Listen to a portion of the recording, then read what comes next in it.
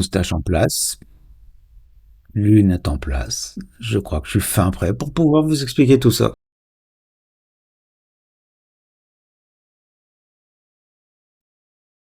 Pour commencer ce cours sur les statistiques, nous allons commencer à nous intéresser par la définition donnée dans le petit Larousse. Au pluriel, les statistiques peuvent être définies comme les données numériques relatives à un ensemble d'individus, et au singulier comme la science de la collecte, de l'organisation, de la présentation, de l'analyse et de l'interprétation de données numériques. Voilà. Donc les statistiques, c'est le traitement généralement d'un très grand nombre de données. Alors ces données peuvent être de type quantitatif, de type qualitatif. Ces données peuvent être discrètes, c'est-à-dire que, par exemple, quand on s'intéresse aux notes que vous avez suite à un contrôle, on est capable de les compter. Elles peuvent être continues, si on s'intéresse par exemple au temps de révision que vous avez effectué pour un contrôle. Alors, nous allons revenir tranquillement là-dessus dans le cours. Néanmoins, vous devez savoir qu'il existe un certain nombre de représentations graphiques que vous avez déjà étudiées par le passé, que nous allons revoir et qui nous permettent déjà de résumer ces séries statistiques. Vous avez déjà peut-être entendu parler des diagrammes en bâton. Il suffit juste de faire un bâton qui a une hauteur proportionnelle finalement à, à l'effectif. Vous pouvez aussi utiliser des histogrammes, tels que vous pouvez le voir ici. Donc l'histogramme, généralement, le bâton, on parle plutôt en termes d'air. D'accord? Mais si les classes ont la même amplitude, que vous ayez un histogramme ou un diagramme en bâton, ça sera équivalent. Donc ça, je reviendrai dessus en détail par la suite. Vous avez déjà aperçu aussi les diagrammes à moustache. Alors les diagrammes à moustache, c'est extrêmement bien. Donc vous voyez là, je suis en train de me tirer la moustache, mais ça va permettre de comparer des séries statistiques entre elles. Il suffit juste de mettre ces petits diagrammes les uns au-dessus des autres et immédiatement on a des informations extrêmement importantes par rapport à la médiane, par rapport au quartile, par rapport aux valeurs extrêmes. Donc, sans avoir toutes les données des séries statistiques, ça nous permet d'avoir visuellement extrêmement rapidement une représentation. Vous avez vu aussi le polygone des fréquences cumulées croissantes. Alors, on va revenir dessus pour bien comprendre comment ça fonctionne et vous verrez que ce polygone nous permet de retrouver les quartiles, la médiane, dans le cadre de séries continues. Et dans ce chapitre, nous allons étudier maintenant des formules bien plus complexes. Donc vous pouvez voir que nous allons utiliser des notations mathématiques nouvelles avec le signe sigma, qui signifie la somme, ce qui va nous permettre de mettre en place un calcul de moyenne. Vous savez déjà ce qu'est une moyenne, mais je vais vous montrer des formules un peu plus sympathiques. On va voir aussi les propriétés de la moyenne, notamment ce qu'on appelle la linéarité. Et on va mettre en place ce qu'on appelle des paramètres de dispersion. Paramètres de dispersion, c'est ce qui donne une idée de comment se comportent les valeurs de la série statistique, notamment autour de la moyenne. Voilà, allez, on se retrouve dans le cours. Alors, pour commencer ce cours, on va redistinguer les séries à caractère discret et les séries continues. Alors, je vous en ai parlé un petit peu tout à l'heure. On parle de séries discrètes dans une situation comme celle-ci. Là, vous voyez, vous avez les notes suite à un contrôle, et donc vous voyez que ces notes sont bien définies. On est capable de les dénombrer de 0 jusqu'à 20, en allant de 0,5 en 0,5 par exemple. Donc dans ce cas-là, on a une série discrète, et on prend l'habitude de toujours mettre les résultats, vous voyez, comme ceci, dans l'ordre croissant. De la même façon, donc là maintenant on va parler des séries continues. Alors qu'est-ce qu'on appelle une série continue? C'est une série où on n'arrive pas à dire exactement, ouais, je peux pas dire j'ai révisé 1 heure, 3 minutes, j'ai révisé, ça serait beaucoup trop compliqué. Donc on regroupe tout ceci dans des classes. Voilà, si possible on les prend de même amplitude, mais c'est pas une obligation. Dans ce cas-là, on fait référence aussi au centre des classes, c'est ce qui nous permettra de faire les calculs. Et on procède donc voilà de la façon suivante. Alors, dans les deux cas, les diagrammes ne sont pas de la même nature. Ici, on parle de diagrammes en bâton. Vous avez des bâtons qui ont des hauteurs qui sont proportionnelles tout simplement à l'effectif. Vous avez aussi ici la notion de boîte à moustache. Alors la boîte à moustache, c'est quelque chose d'extrêmement pratique. Je vous en ai parlé tout à l'heure. Vous mettez généralement le premier quartile, le deuxième quartile ici, la médiane. On peut mettre ici les déciles et ici les valeurs extrêmes. On en reparlera tranquillement en exercice et ça permet de comparer très facilement des séries. Pour les séries continues, on utilise ce qu'on appelle le polygone des fréquences cumulées croissantes. Alors pourquoi on dit fréquences cumulées? Vous voyez, j'ai ajouté cette ligne ici, effectifs cumulés et fréquences cumulées. Donc commençons par les effectifs cumulés, on ajoute. Donc on regarde ceux qui ont révisé moins de 1 heure, il y en a 7. Ceux qui ont révisé moins de 2 heures, c'est ceux qui ont révisé moins de 1 heure, plus ceux qui ont révisé entre 1 heure et 2 heures, ce qui fait 12. Et donc ceux qui ont révisé moins de 3 heures, donc c'est les 12 qui ont révisé moins de 2 heures, plus les 5 qui ont révisé entre 2 heures et 3 heures, etc. Donc pour les fréquences, ça sera exactement la même chose. Et donc nous allons obtenir ici ce fameux polygone. Et ce qui nous permettra de définir ici, vous voyez à la 50%, on va lire l'antécédent de 50, et ça nous permettra de définir une valeur médiane. De la même façon pour Q1 qui correspondra à l'effectif, à la fréquence 25%, et pour Q3 qui correspondra à 75%. Je ne l'ai pas dit, mais je vous rappelle qu'un calcul de fréquence, ce n'est pas bien compliqué. Donc si on les veut en pourcentage, vous prenez l'effectif, que vous divisez l'effectif par l'effectif total, que vous multipliez par 100.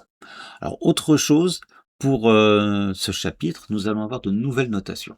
Donc nous allons travailler avec des notations comme celle-ci, x1, x2, xp. Alors attention, le 1, le 2, le p sont un indice, ce qui permettra de parler des valeurs de la série, ou du centre des classes si nous sommes avec des séries continues. De la même façon, nous allons définir les effectifs et les fréquences. Nous allons voir aussi une nouvelle notation, la notation sigma majuscule. Alors le signe sigma majuscule, c'est une lettre grecque, il existe aussi sigma minuscule, c'est le symbole de sommation. C'est-à-dire qu'ici, c'est comme si vous aviez une petite boucle pour i qui va de 1 jusqu'à p, nous faisons la somme des ni. Donc ça serait N1, ensuite la nouvelle valeur de i, ça serait de N2, etc. jusqu'à NP. Alors, nous allons aussi traiter dans ce chapitre les séries à caractère donc quantitatif, c'est ce que nous avons ici parce que nous associons des nombres. On a aussi les séries à caractère qualitatif, comme par exemple vous vous intéressez à la couleur des moustaches. Voilà. Allez, on va continuer. Nous allons maintenant nous intéresser aux caractéristiques de position d'une série statistique. Alors tout d'abord, les caractéristiques de position de tendance centrale. Alors vous avez le mode, la médiane et la moyenne. Alors le mode, vous l'avez déjà rencontré, on le note souvent MO. C'est pour un caractère discret la valeur du caractère qui correspond au plus grand effectif. Pour un caractère continu, on parlera cette fois de classe modale. Alors attention, on ne va l'utiliser que si les classes ont la même amplitude, sinon c'est plus compliqué. Donc c'est tout simplement la classe qui correspond au plus fort effectif. La médiane, qu'on note souvent ME, alors attention, il faut que la série soit ordonnée par ordre croissant. Donc c'est une valeur du caractère qui partage la population en deux sous-ensembles de même effectif. C'est une donnée importante. Donc les éléments du premier sous-ensemble correspondent à des valeurs du caractère inférieur ou égal à ME, et ceux du second correspondent à des valeurs du caractère supérieur ou égal à ME. Je vous ai présenté tout à l'heure pour une série continue comment on peut faire. On utilisera le polygone des fréquences cumulées croissantes. On refera des calculs des médianes en exercice. Pour la moyenne, alors la moyenne on la note souvent x avec une barre au-dessus, x bar. Alors on va utiliser ce symbole de sommation qu'on a ici, donc je vous ai déjà parlé tout à l'heure. Alors il faut savoir qu'un calcul de moyenne, bon vous l'avez déjà rencontré, c'est l'effectif fois la valeur, plus l'effectif fois la valeur, on en fait la somme, et on divise par l'effectif total, qu'on peut aussi écrire comme ceci. Donc c'est la somme de i égale 1 à p, p étant le nombre de valeurs des ni fois xi. Donc pour i égale 1, n1 x1, pour i égale 2, n2 x2, etc. qu'on divise par l'effectif total. Une moyenne, on peut aussi la calculer avec les fréquences. N'oubliez pas que ici, si vous écrivez n1 x1 sur grand N plus n2 x2 sur grand N, etc., vous allez voir apparaître n1 sur grand N ici, n2 sur grand N ici, et n1 sur grand N n'est rien d'autre que f1, ensuite f2, tout cette nouvelle formule que vous avez ici. Alors, je vous laisse regarder donc sur les exemples. Donc, vous regardez avec les deux tableaux et vous pouvez vérifier exactement que les modes sont 9 et 12. Ici, la classe modale, c'est la classe 0,1. Donc, je vous laisse faire les calculs pour vérifier et vous réentraîner. Alors, une propriété importante, c'est ce qu'on appelle la linéarité de la moyenne. Alors, c'est extrêmement intuitif. Si toutes les notes augmentent de 6, par exemple, suite à un contrôle, bah, la nouvelle moyenne va aussi augmenter de 6. Donc, si elle était de 10,54, elle va être de 16,54. Si toutes les notes sont multipliées par 0,5, bah, la nouvelle moyenne, elle, va elle aussi être multipliée par 0,5 et on obtiendra donc ceci fois 0,5, c'est-à-dire ceci. Et si on multiplie toutes les notes par 0,5 puis on ajoute 6, eh ben nous allons faire exactement la même chose. Et en fait, nous avons cette propriété générale qui est ici, qui s'appelle la linéarité de la moyenne. Donc, c'est-à-dire que si vous prenez deux nombres A et B, quelconques, si vous avez la série xi qui a pour moyenne x bar, alors la série axi plus b, alors qu'est-ce que c'est axi plus b? C'est-à-dire que vous prenez chaque valeur, vous la multipliez par a et vous ajoutez b. Alors elle aura pour moyenne x' bar égale ax bar plus b. Alors la preuve n'est pas très compliquée. Calculons donc la nouvelle moyenne. Donc la nouvelle moyenne, c'est cette valeur-là fois n1, plus cette nouvelle valeur fois n2, plus cette valeur ici, s'il y a k valeur, fois nk. Donc, nous pouvons ici faire distribuer tout ceci, développer, et nous allons obtenir, après factorisation, a fois tout ceci, plus b fois tout ceci. Or, qu'est-ce qu'on retrouve ici? Ben, ça, c'est grand N. Qu'est-ce qu'on retrouve ici? Donc, après avoir mis a en facteur, on va avoir tout ceci sur n, et on obtiendra donc cette nouvelle formule qui est là. Donc, ceci, c'est quoi? Ce n'est rien d'autre que le calcul de x bar. Donc, on retrouve bien que x' bar égale a x bar plus b grand N sur grand N. Donc, ça fait plus b. Alors, caractéristiques de position de tendance non centrale, les quartiles. Alors, les quartiles, vous les avez déjà aperçus aussi. Hein. Donc, on considère à nouveau une série ordonnée par ordre croissant. Donc, le premier quartile Q1 d'une série statistique est la plus petite valeur de la série telle que au moins 25% des valeurs de celle-ci soient inférieures ou égales. Alors, c'est au moins. Attention, il y a une différence avec la médiane. La médiane, il faut qu'il y en ait autant de chaque côté, 50 et 50. Là, il faut qu'il y ait au moins 25%. De la même façon, pour le troisième quartile Q3, il faudra au moins 75%. Alors attention, hein, une série admet 3 quartiles.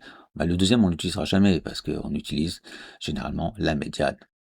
Donc de nombreuses calculatrices considèrent les quartiles comme les médianes des deux séries obtenues. Alors après avoir partagé la série initiale par sa médiane. Alors ça fait des petites différences, donc soyez prudents parfois si vous constatez des petites différences. De la même façon, on peut définir les déciles, les centiles d'une série statistique. Et on s'intéressera par exemple au premier décile ou au dernier décile, ce qu'on retrouve souvent dans les diagrammes à moustache. Alors, je vous ai rappelé ici les différentes situations dans le tableau qui est ici. Donc pour les séries discrètes, comment on fait pour calculer le premier quartile? Alors, si n sur 4 est un entier, le premier quartile Q1 est la valeur qui, dans cette liste, occupe le rang n sur 4. Et le troisième quartile Q3, c'est la valeur qui, dans cette liste, occupe le rang 3n sur 4. Donc vous pouvez essayer sur le premier tableau, vous vérifiez et on obtient bien ces résultats-là. Appuyez sur pause s'il vous manque du temps. Si maintenant n sur 4 n'est pas un entier, donc comme on a parlé de cette notion de au moins, on prendra tout simplement l'entier qui est juste après n sur 4 et on regarde donc le rang de cette valeur. De la même façon pour Q3. Donc Q3 est la valeur qui dans cette liste occupe le rang immédiatement supérieur à 3n sur 4. Pour les séries continues, donc Q1 est la valeur correspondant à la fréquence cumulée croissante égale à 0,25. Donc 0,25, donc, ou si la fréquence est en pourcentage 25%, et vous regardez tout simplement l'antécédent de cette valeur, de la même façon pour Q3. Donc vous pouvez regarder sur le tableau 2, donc vous procédez ici, et vous regardez tout simplement l'antécédent qui est ici, et l'antécédent qui est ici. On va maintenant s'intéresser aux caractéristiques de dispersion d'une série statistique. Alors tout d'abord, nous allons introduire la notion d'intervalle interquartile. Alors c'est très simple, hein. Vous prenez l'intervalle défini par Q1 et Q3, et voilà l'intervalle interquartile. Et pour cet intervalle, si on s'intéresse à son amplitude, donc c'est ce qu'on va appeler l'écart interquartile. Par exemple, sur le premier tableau, Q3 moins Q1, c'est 5, je vous laisse vérifier. Sur le deuxième tableau, Q3 moins Q1, c'est 2,6.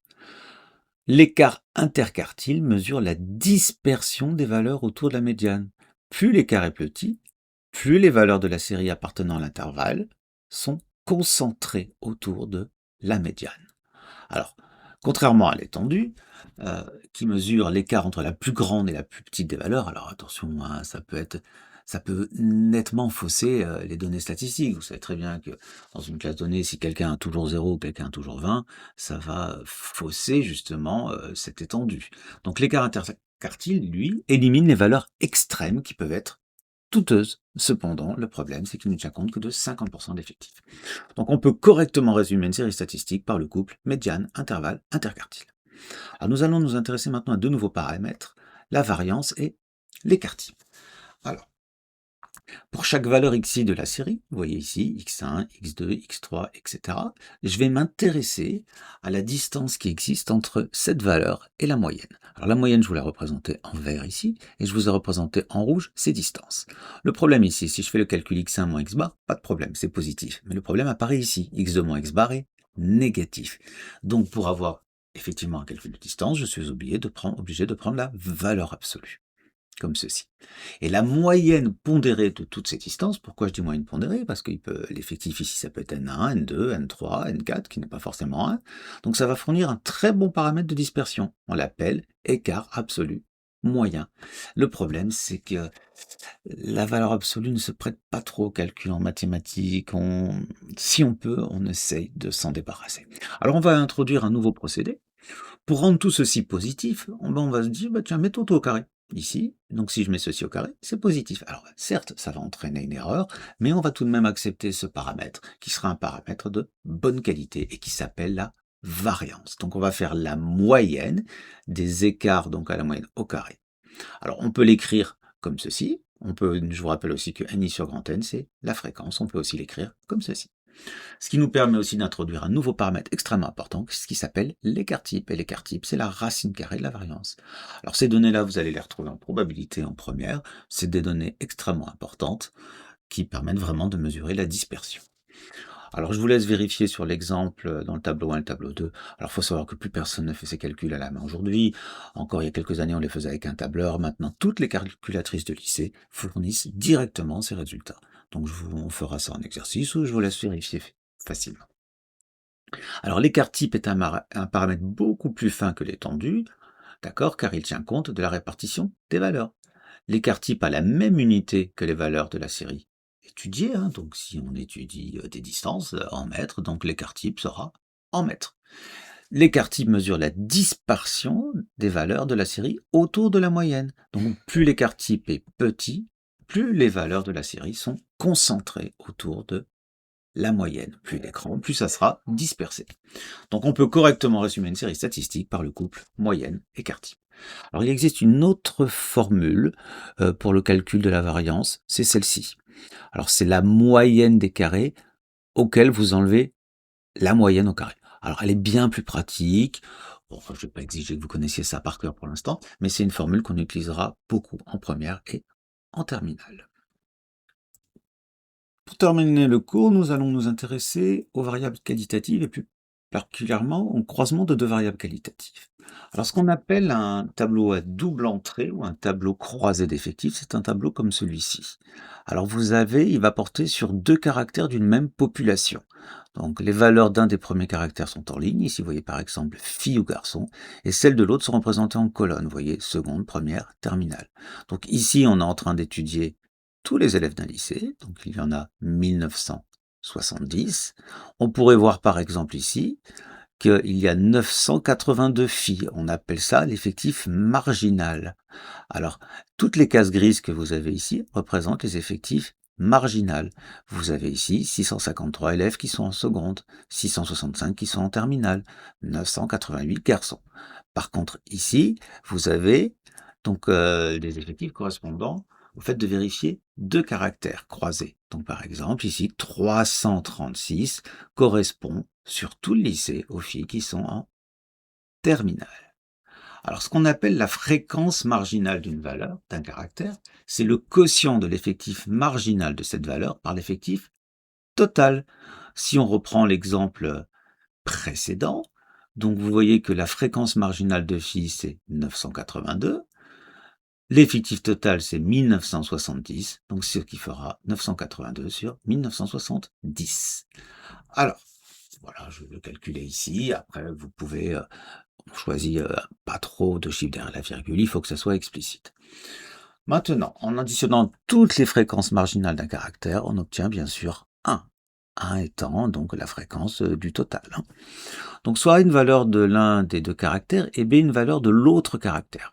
Ce qu'on appelle la fréquence conditionnelle de la valeur A parmi la valeur B, qu'on va noter comme ceci, FA, vous voyez, indice B, ou F de A, sachant B, est le quotient du nombre d'individus présentant à la fois les valeurs A et B par l'effectif marginal de B. Alors, on peut le noter comme ceci, effectif vérifiant à la fois A et B sur effectif marginal de B.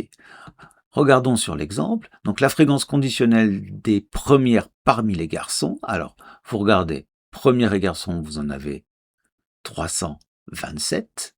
Ok, mais j'ai dit parmi les garçons, combien il y a de garçons? Il y en a 988. Donc vous allez faire 327 divisé par 988 et vous obtenez le résultat qui est ici. Et bien sûr, en additionnant les fréquences conditionnelles parmi la valeur B de toutes les valeurs du premier caractère, on obtient 1. Et voilà, on en a fini avec ce cours. Donc, c'est toujours la même chose. Un cours, ça se relit. Un cours, ça s'apprend. Un cours, ça se comprend. C'est une vidéo. Vous avez tout le temps de la revoir autant de fois que vous le souhaitez. Bon courage à tous.